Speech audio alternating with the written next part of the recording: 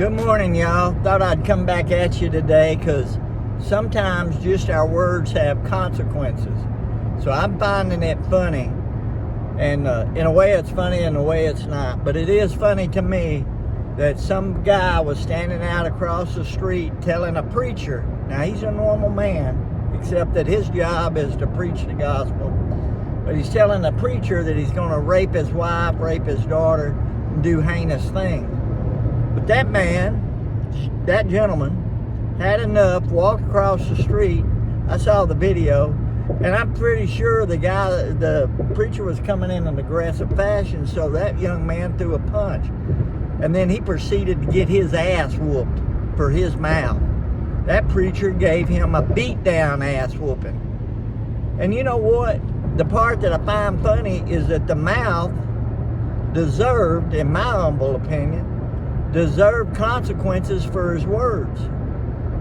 Because I understand that. If you threaten my livelihood, my family, and my religion, I'm going to jack you up. Now, I clean that up, and you can take that any damn way you want.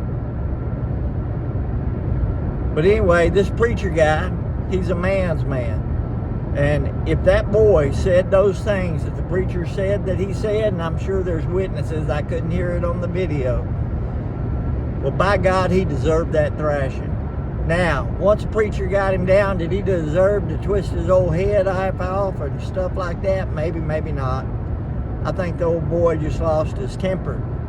But I understand that, because if you were threatening my family, I'm going to lose my temper too. I'm not going to lose my calm, cool, and collect. I'm going to lose my temper.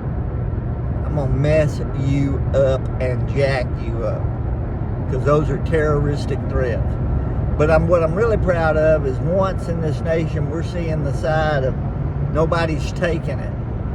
That there was words said, they were hateful, hate speech words, and the consequence came to pass.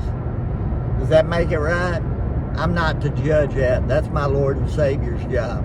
But I'm not faulting the preacher.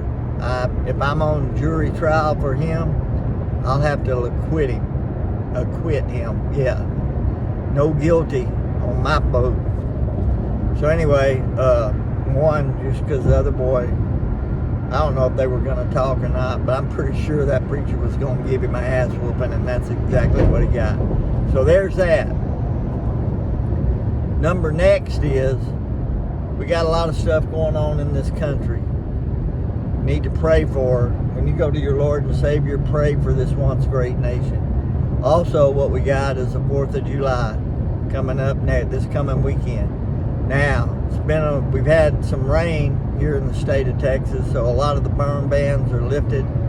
And you know what? I'm not a firework person. I don't normally go out and buy fireworks, but I am this year because it's this nation's 250th anniversary. And I'm going to tell you, we got a bunch of socialists, we got a bunch of communists, and we got a bunch of just pure idiots and morons. And normally they're represented in the Democrat Party, and I'm just going to call them out because it is what it is.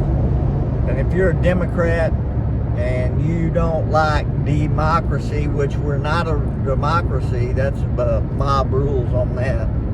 We are actually a republic. But